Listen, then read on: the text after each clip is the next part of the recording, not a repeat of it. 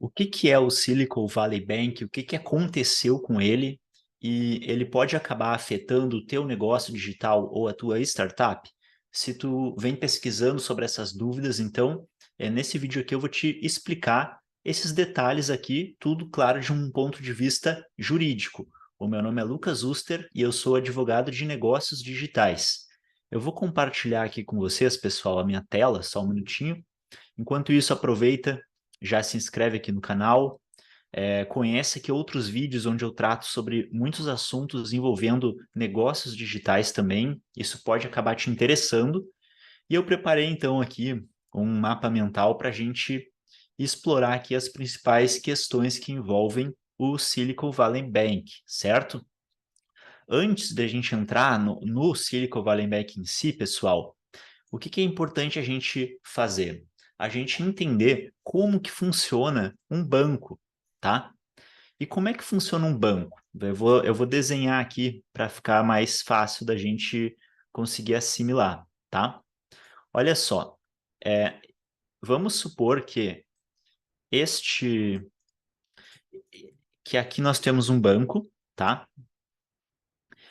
E o que que acontece?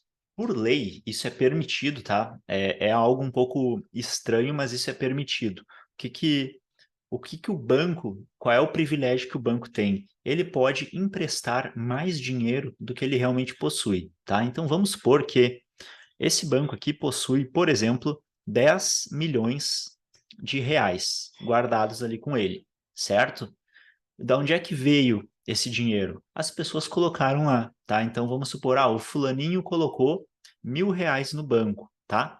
Desses 1.000 reais que ele colocou no banco, o banco pode emprestar quanto? 1.000 reais? Não, ele pode emprestar muito mais, tá? Aqui a gente vamos pegar aqui um exemplo de que o banco precisa ter guardado com ele 10%, tá? Do valor que ele empresta, certo? Então, se ele tem 10 milhões hoje com ele, quanto que ele pode emprestar nesse exemplo aqui, tá? Pode emprestar 100 milhões, né? Ele tem 10% disso aqui guardado, pode emprestar 100 milhões. Então, vamos aqui para um exemplo prático, né? O fulaninho colocou 1.000 reais no banco. Agora, esse banco, ele pode emprestar para outras pessoas até 100 mil reais. Por quê? Porque ele tem 1.000 ali com ele, tá? Basicamente, essa é a lógica de um banco. Os bancos funcionam assim e a lei permite isso, tá? E é isso que gera muitos problemas também financeiros a nível global. Por quê?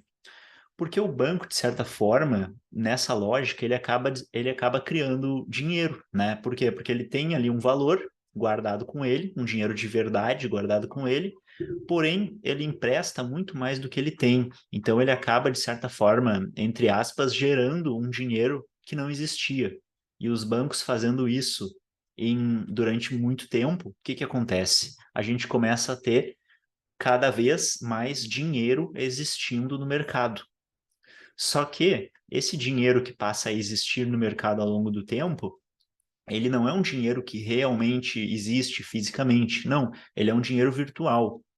E aí, com isso, o que que acontece? Tendo cada vez mais dinheiro no mercado e os bens não aumentando nessa proporção, a gente tem o que a gente chama de inflação. Vou colocar aqui inflação. O que que é inflação?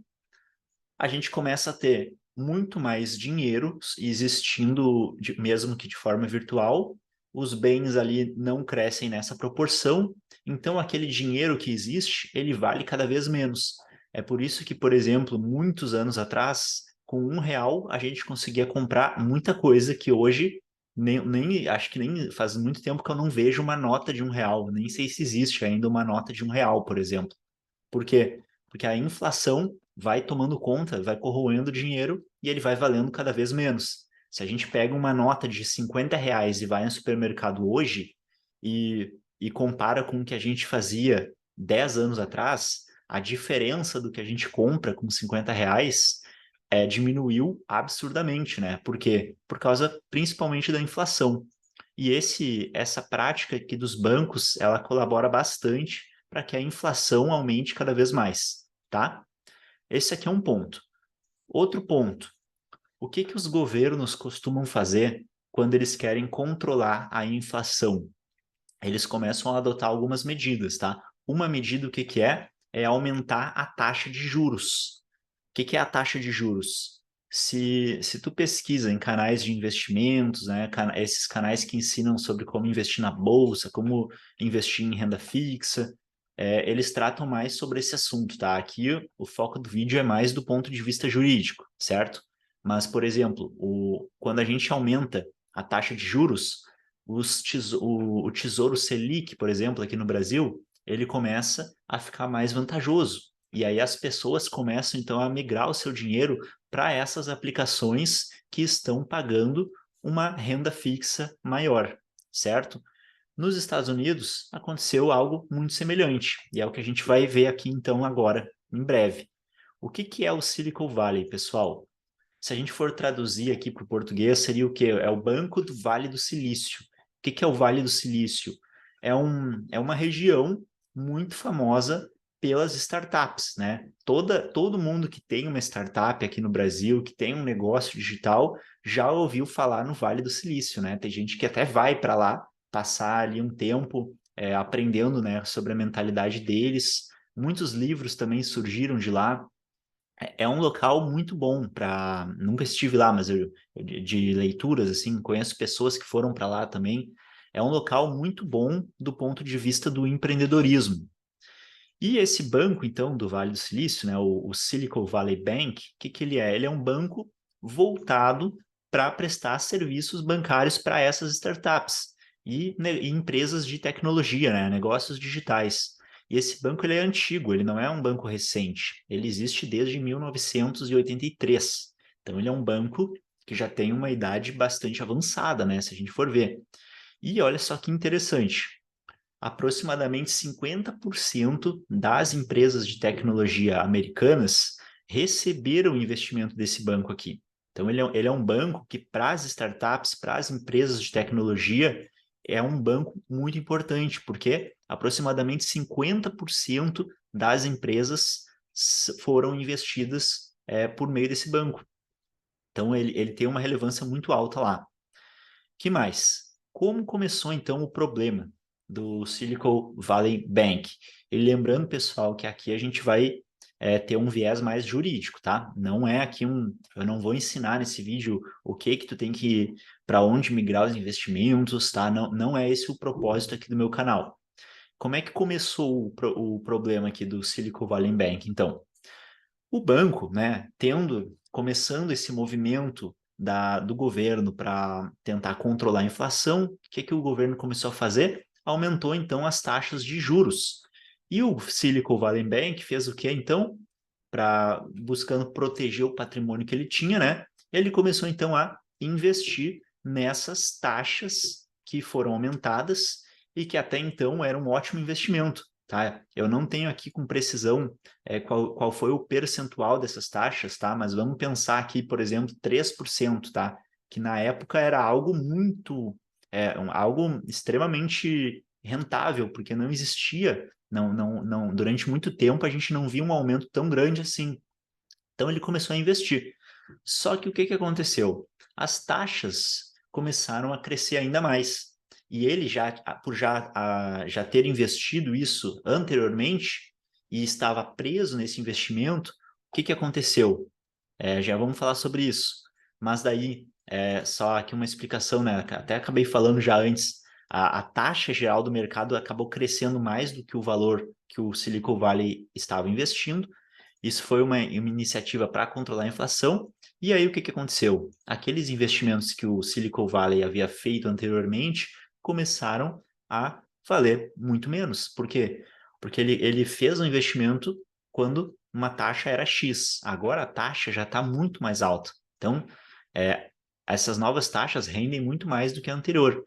Aqui ele começou a ter alguns problemas. O que ele fez então?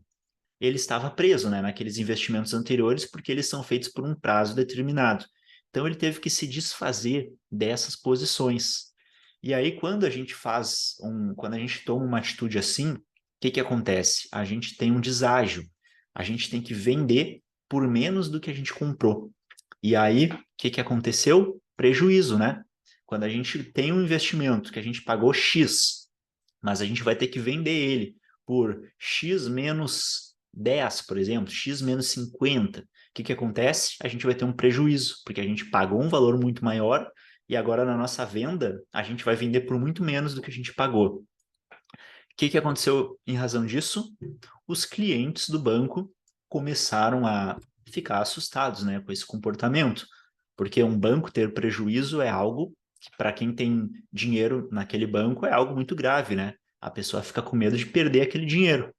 E aí o que aconteceu? Com as pessoas ficando assustadas e com medo de perder o seu dinheiro, elas começaram a fazer resgates em massa. E a gente viu lá no início do nosso vídeo, né? Até vou voltar para cá. O que acontece com os bancos? Eles nunca possuem todo o dinheiro que eles emprestam. Eles possuem apenas um percentual do dinheiro. O que isso significa na prática? Que se todo mundo vier ao mesmo tempo resgatar o seu dinheiro do banco, o banco não vai ter dinheiro para cobrir todo mundo, tá? E isso não é ilegal, tá? Isso é importante deixar claro. Isso é permitido. O banco tem esse privilégio de fazer isso, tá?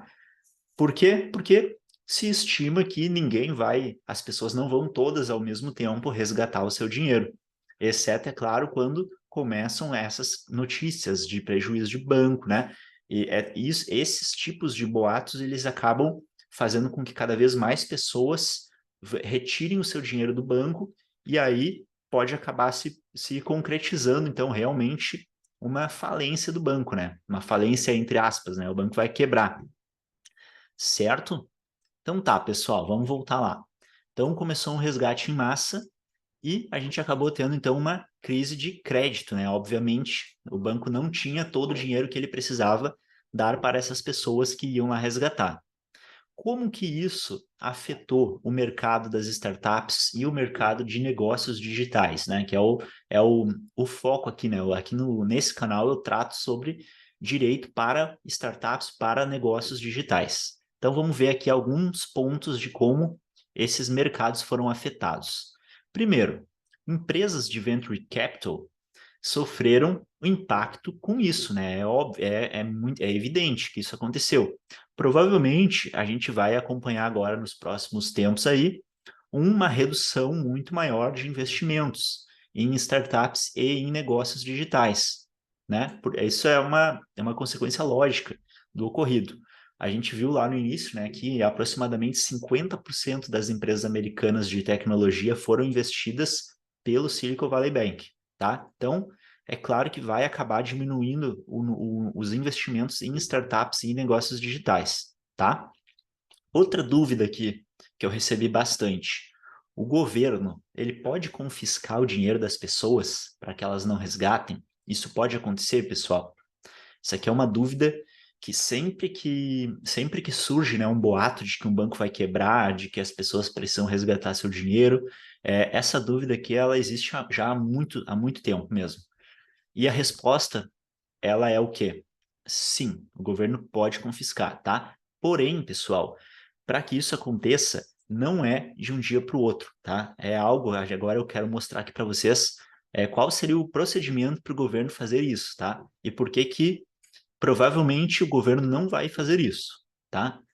A gente tem uma emenda constitucional bem recente, se eu não me engano, ela é de 2001, que ela inseriu na nossa Constituição Federal, no artigo 62, o seguinte. Eu trouxe aqui para vocês a cópia aqui do parágrafo 1º e do inciso 2º, tá? Que foi o seguinte: é vedada a edição de medidas provisórias sobre matéria. E aí, o inciso 2º diz o quê? Que vise a detenção ou sequestro de bens de poupança popular ou qualquer outro ativo financeiro. O que significa esse parágrafo aqui e esse inciso 2º? Significa o seguinte, que para que o governo consiga confiscar, por exemplo, a poupança de alguém, isso não vai poder ser feito por medida provisória, tá? Beleza, sabemos que não vai ser feito por medida provisória. Isso significa que não pode ser feito? Não. Isso significa que para que exista realmente essa prática aqui, isso precisa ser feito por meio de uma lei, e não por meio de uma medida provisória. E aí, para ser feito por meio de uma lei, o que, que vai acontecer? Essa lei precisa ser votada, existe um rito, né? Existe todo um processo legislativo que regula como que as leis são votadas, isso demora. Então, se começasse a surgir alguma lei pensando em fazer esse sequestro aqui dos bens, dos ativos que as pessoas têm no banco, o que, que provavelmente aconteceria? As pessoas acabariam sabendo disso, né, pela mídia, alguns políticos acabariam denunciando isso também.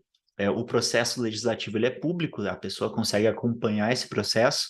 Então, todo mundo iria automaticamente já resgatar seus ativos. Isso faria com que a gente tivesse essa corrida bancária, uma crise de crédito, e por isso que provavelmente o governo não faria isso, tá?